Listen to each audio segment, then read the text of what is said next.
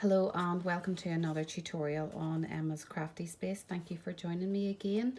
The other day I made a tutorial for the Paper Pixies little mini origami handbag. So this was the one we made the other day using the Best Dress suite. In the tutorial I said I was going to try and size it up, so this is the product of me sizing it up. So if I even set them that way, you can see that there's quite a substantial difference in their size. So this one would probably be a bit better if you wanted to use it as gift packaging. This wee cutie would probably be better if you were maybe just wanting to put like a wee table favour, and you could put like a Ferrero Rocher or a Lindor truffle or something in it. It would be perfect size for that. So as I say, this is made with a 112 by 12 inch sheet of DSP. This is a Perennial Essence paper, and again this is going to be retiring at the end of the month when the new catalogue goes live. So I'm just going to give you a review of it all the way around. Okay, so the only thing that's not Stampin' Up is the die that I used to cut this circle, because I needed a die. If you look, this circle measures 3 5/8, and the Stampin' Up nesting circle dies doesn't go as big as that, but I did want that top panel to be completely closed in. And again, I've used Velcro just for speed, but even if you look in the inside, you can see just how big it actually is and opens up quite big. So it is a brilliant wee project for gift wrap, so we'll just make a wee start on it. So the only real things that you're going to need for this is a bone folder and glue dots, just for making up the main bag. So the first thing you're going to do is you're going to go diagonal. So it's the same method as the small bag. So give your lines a good crease. Okay, and then the other way.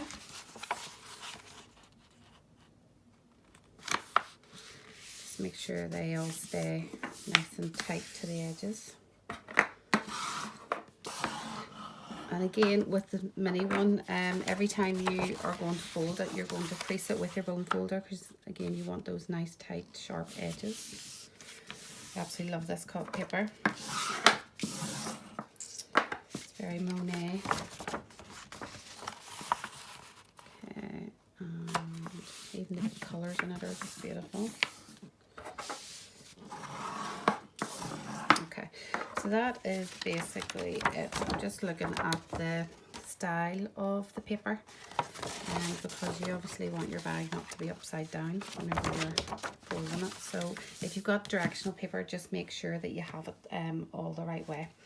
So the first thing we are going to do, the same with the mini, is bring this in. So I just basically put my finger there and push that in. Okay, and fold that over. So same with this side, put your finger in there, and you're just going to push that back in there. Okay, now this one's not going to work for me. There we go. Push that back down there. So then whenever I open it up, that's what it's going to look like. Okay, so I'll pull this back out just so you can see it. Set it like that. Bring that in there, like that. Okay, so you've got this. Okay, so now you need your scoreboard. Okay, so your first score is 4 1/4. So just make sure that's flat. 4 1/4. Again, press down firmly and do it slowly so you can stay in your track. And then 7 3/4. Okay. And then flip it over and do the same again. So 4 1/4. And 7 3/4. Okay, and that is you done with your scoreboard. For now, you'll need it again for the little enclosure of your board, but that's it for now. So grab your bone folder again, and you're going to bring this over here and go down your crease. Okay, and same again, use this corner, and this edge here has to go to here. Just marry those two edges up. I just use the bone folder as it was a tip that the Paper Pixie gave, just to get that this crease down here started. Okay, so crease there. Okay, move this one over. Okay, down here again, marry your two straight edges. Okay, so you can see where these meet in the middle there. Okay, flip it over. Come over across again. Again, bring this edge to this straight edge.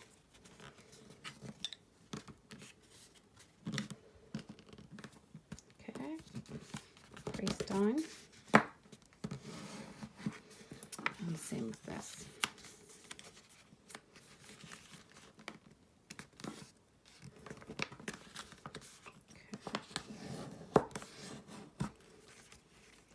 Last fold over the outside anyway. Okay, so that is basically the hard part done. Now the next is really just manipulating it. So that's our rocket shape that I spoke about before. So you just put your hand in and try and like force down your bottom and open it up a bit.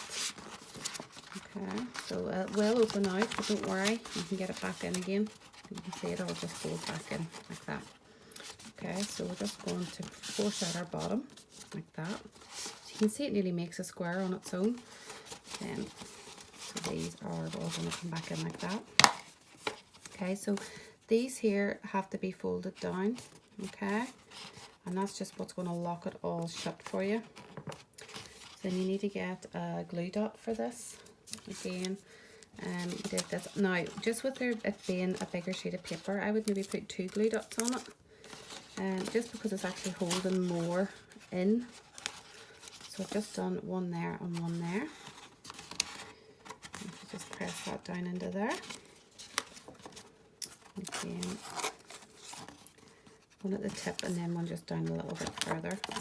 So I've got one here and one here. Tuck that in. Okay, so you can see now that we are really starting to take shape. So crease them in again.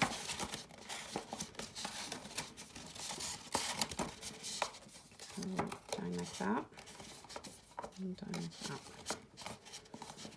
Okay, so glue dots again. Once you get this part over you, you really are.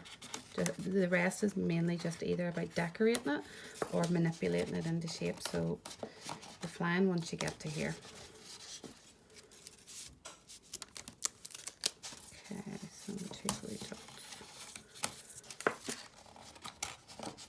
And that is basically it. As I said before, this probably would look a bit better, you know, keeping it that way.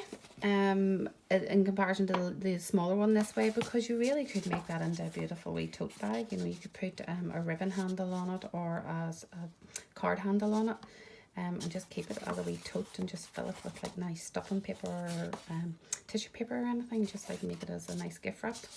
So this is the next stage. Is it can be quite frustrating, but it's very rewarding. So I'm just making sure these crease lines are kind of pushed out against themselves at the bottom. So kind of like push it that way, but then if you get your fingers and just push them in at the same time, as well as holding that bottom out. Now it might take you a while, but you will get there. It is just nearly a matter of softening up the paper without completely bending it or wrecking it. So if you look, just kind of manipulate it into the shape, and this point can be as low or as high up there. Obviously the lower you get it, the wider your bag's going to be at the bottom. So, and obviously you want it to be kind of poofed out evenly on both sides, so you want your that to be the same on both sides. So I'm just going to let that sit like that until, because I'm quite happy. I've actually got it done quite quickly, because normally I would be like kind of poofing it about and faffing about with it. So I'm just going to put a wee peg there just to hold it in place, and we're going to make the handbag top. So as I said, my circle was, I think it was like 3 5/8 I needed for it. I'll just give it another maybe 3.5 if you go by that. 3.5 maybe. So I'm just going to score it.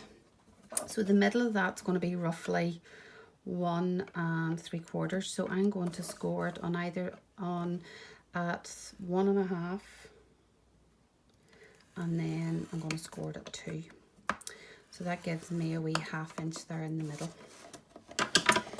And I know this isn't a Stampin' Up die, but it has that nice stitched edging on it. I'm going to actually score my handle at the same time.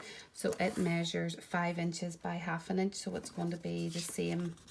Do you know, that strap handle is going to fit in there, and we're going to score it at 1/2 inch either end. Okay, and that's just so it will have. We can attach it to that circle once we get it all fixed up. So again, get your bone folder. Now I've used Petal Pink for this because obviously that is part of the suite. And then we're going to curl this so it will just have a nice curly handle. And then where you have creased or scored that, so again that's just giving us our nice little curved edge. Okay, so I need wet glue, so I'm going to use my multi-purpose Tombow glue.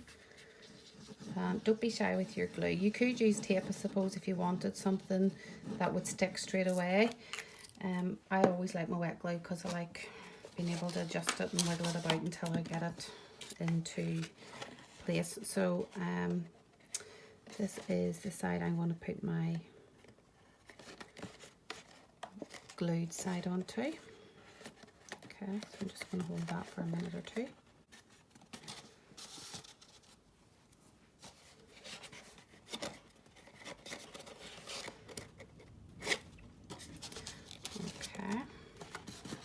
And then I'm going to attach my Velcro. As I said in my last video, I normally would use magnets because obviously over time the Velcro, because you're having to maybe hold the card a bit, it does go a bit soft. So I'm just going to marry these two up. It's just for the speed of this tutorial I'm using the Velcro. So make sure you give it a good firm press. Okay, and then remove that back in. And I am basically going to line this up with this crease and just let it nest in there before I press it down to fix that. Now this can be a wee bit fiddly because it just depends how easily stuck. And then if you try and get the two apart so that you can give that a good press. Okay, you could even use your bone folder just to give it a good press down, okay? Same with this. Just to get it to really bond to your paper. But obviously over time, if you're constantly pulling that piece of card will go a bit soft around your Velcro, so which is why I do think the magnets is maybe a better way to go. So that is that. So you can see now your handbag is really taking shape. Again, we're just going to glue this wee handle on. It's nice and curly now, so it should match up. Now, I am going to just leave mine in. Sorry, I've got my hands there. I'm going to leave that in just a little bit so that I can still see that nice stitch detail on the edge. So I'm not putting my handle right over the top of that. Okay. And again, the same with the other side.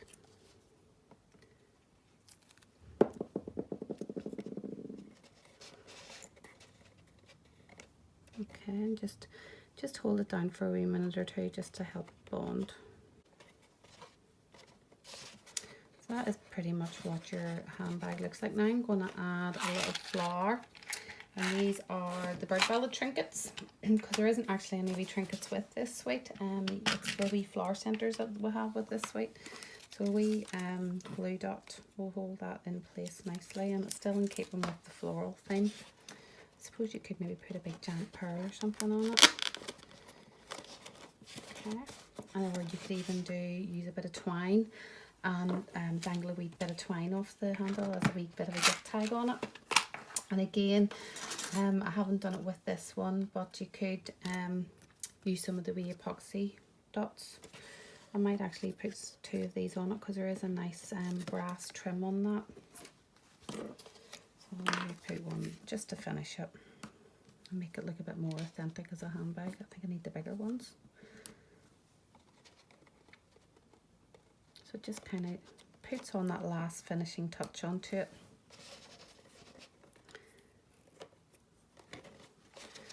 Okay, and that is your handbag sized up. This is probably one of my favourite projects, and as I said, I did use it for on stage one year as one of the samples on the display board for the Share What You Love suite.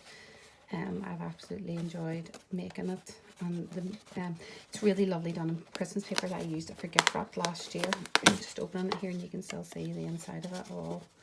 So you can see it does open up quite wide and holds a substantial amount. So that is your 2 sizes. This one's 6x6 DSP and this one's 12x12, but you can see they do give substantial differences in their sizes. I hope you've enjoyed the tutorial. I would love you to leave a wee comment and let me know how you've got on with making your own. And if you have any questions, just shout out. Thank you. See you again soon. Bye.